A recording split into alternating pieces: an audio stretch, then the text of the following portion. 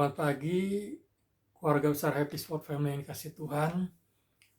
Pagi hari ini saya akan membawakan renungan pagi berjudul Mendakwa Tuhan.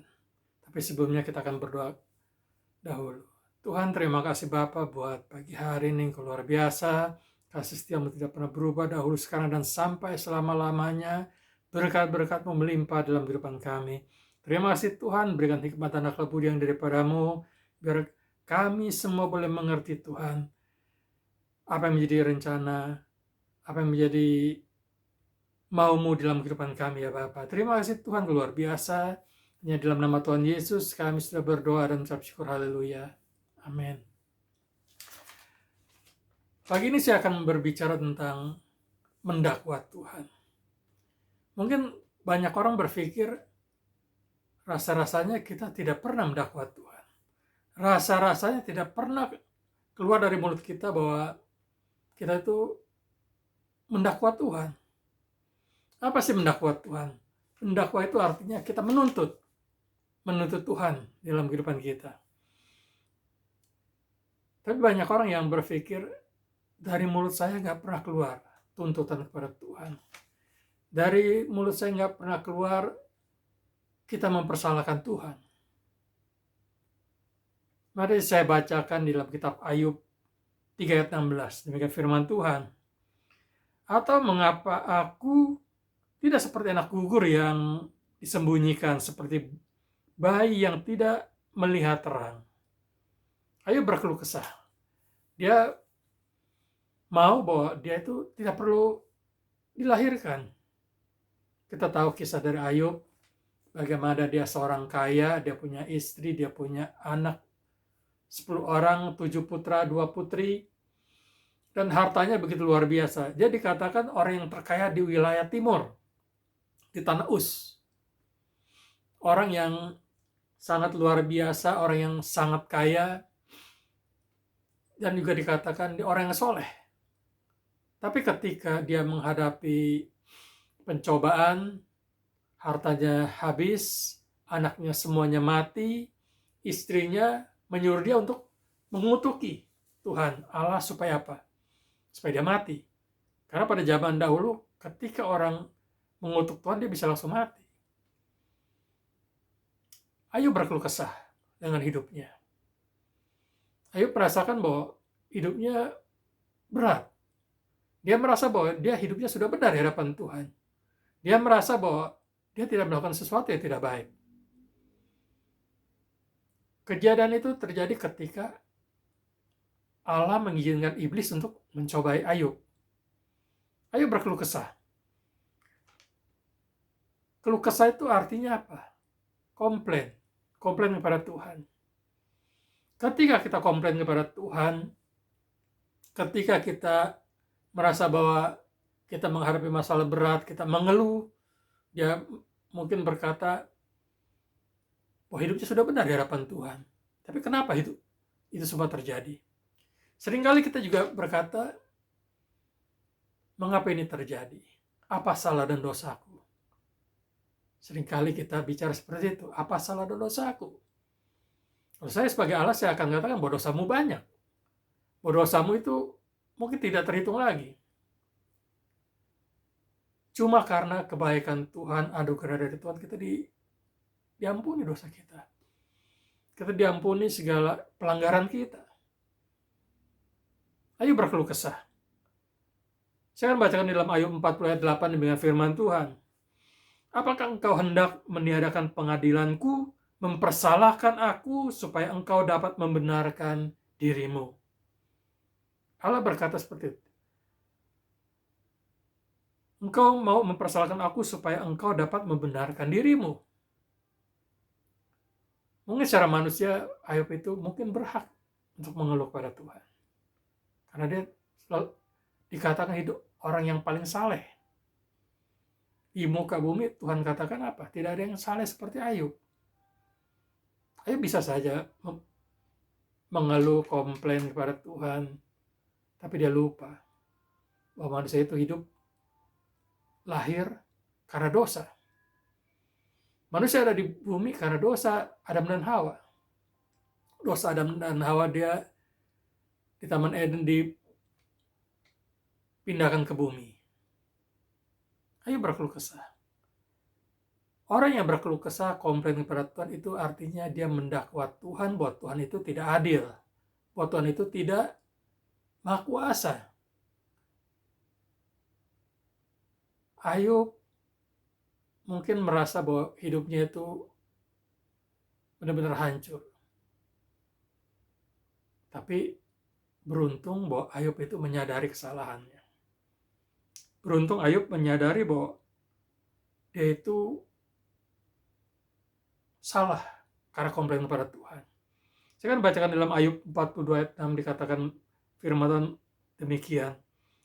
Oleh sebab itu aku mencabut perkataanku dan dengan menyesal aku duduk dalam debu dan abu. Akhir-akhirnya masih beruntung Ayub itu menyadari kesalahannya. Masih beruntung Ayub tidak jatuh terus di dalam penyesalannya, di dalam gerutunya, di dalam keluh kesahnya kepada Tuhan. Ayub sadar bahwa dia itu kecil, dia itu tidak ada apa-apanya di hadapan Tuhan. Dia menyesal, dikatakan, oleh sebab itu aku mencabut perkataanku dan dengan menyesal aku duduk dalam debu dan abu. Beruntung Ayub sadar dan pada akhirnya apa? Kita sebagai manusia dikatakan harus selalu bersyukur dengan hidup kita, dengan apa yang harus kita hadapi. Mungkin kita rajin pelayanan, kita rajin ke gereja, kita rajin berdoa, kita rajin baca firman Tuhan, bukan berarti kita bebas dari masalah.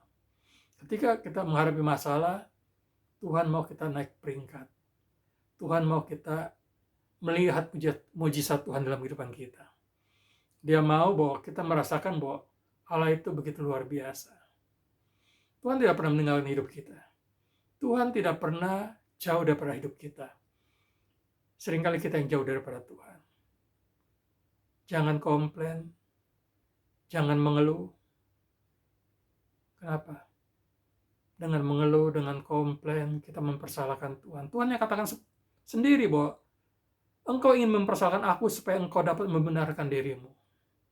Jadi jangan mengeluh, jangan komplain, tapi apa yang harus kita lakukan? Kita harus selalu bersyukur. Kenapa bersyukur? Bersyukur itu membuat kita jauh dari penyakit. Bersyukur itu membuat kita tidak stres. Bersyukur itu membuat kita semakin percaya bahwa Tuhan itu akan membereskan permasalahan kita, persoalan hidup kita. Tuhan memberi dan Tuhan juga pasti akan mengambilnya. Dan juga pasti ketika Tuhan mengambil, dia juga bisa mengembalikan itu berkali-kali lipat. Ketika Ayub menyadari perbuatannya, dia bersyukur, dia minta ampun kepada Tuhan, dan apa yang terjadi? Tuhan memberkati Ayub dikatakan 2 kali lipat. Dan juga diberikan anak 10 lagi. 7 anak laki-laki, 3 anak perempuan, dan dikatakan apa? Anak perempuan dari Ayub ini cantiknya tuh nggak ada yang seperti anak Ayub. Anak itu 3-3 cantik, paling cantik mungkin di seluruh dunia, dia paling cantik bertiga itu. Tuhan memberkati Ayub berapa kali lipat? 2 kali lipat. Ketika dia bertobat, dia menyadari, dia bersyukur kepada Tuhan, dan berkat itu diberikan kepada Ayub 2 kali lipat. Itu untungnya bersyukur. Kita bebas dari penyakit, bebas dari stres, dan Tuhan mengembalikan berkat itu 2 kali lipat. Mungkin 3 kali lipat, mungkin 4 kali lipat. Dan dikatakan apa? Ayub itu adalah orang yang terkaya di sebelah timur. Mungkin juga di seluruh dunia mungkin. Oleh karena itu, saudara-saudaraku yang kasih dalam Tuhan, masalah boleh terjadi, beban boleh datang, masalah boleh datang silih berganti. Kalau kita mempunyai beban berat, lebih baik kita berdiam diri. Mungkin berdiam diri itu lebih baik daripada kita berkeluh kesah, nggak membereskan masalah. Teman-temannya juga kesal juga sama Ayub. Tapi beruntung semuanya dipulihkan, keluarganya dipulihkan, dan Tuhan memberkati hidupnya berkali-kali lipat. Oleh karena itu, saudaraku yang kasih, jangan undur daripada Tuhan. Jangan masalah membuat kita jauh daripada Tuhan. Tapi ketika masalah datang, kita berdoa kepada Tuhan, kita serahkan masalah kita kepada Tuhan, dan Tuhan pasti akan membereskan masalah kita dan memberkati hidup kita lebih daripada hari-hari yang lalu. Saudara yang kasih dalam Tuhan, demikian renungan pagi hari ini. Mungkin renungan ini tidak sempurna, tapi yang saya mau ingatkan bahwa ketika masalah datang, jangan mengeluh, jangan komplain, karena itu melukakan Tuhan. Karena kita mempersalahkan Tuhan, tapi ucapkan syukur, berdoa kepada Dia, serahkan semuanya ke dalam tangan Tuhan, pasti berkat-berkat melimpah dalam kehidupan kita semua.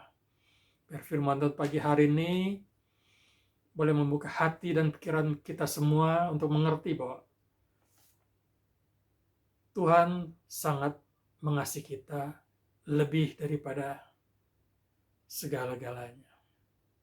Amin. Mari kita satu dalam doa. Tuhan, terima kasih Bapa buat pagi hari ini Engkau luar biasa, buat firman-Mu Tuhan, untuk mengajarkan kepada kami untuk tidak mengeluh, tidak komplain kepada Engkau Tuhan.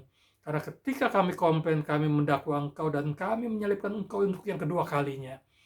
Ajar kami bersyukur karena kami tahu Tuhan, berkat-berkat-Mu melimpah dalam kehidupan kami. Terima kasih Bapa, Engkau luar biasa. Hanya dalam nama Tuhan Yesus kami sudah berdoa dan mengucap syukur, haleluya. Amin. Selamat pagi, selamat beraktivitas. Tuhan Yesus memberkati. Amin.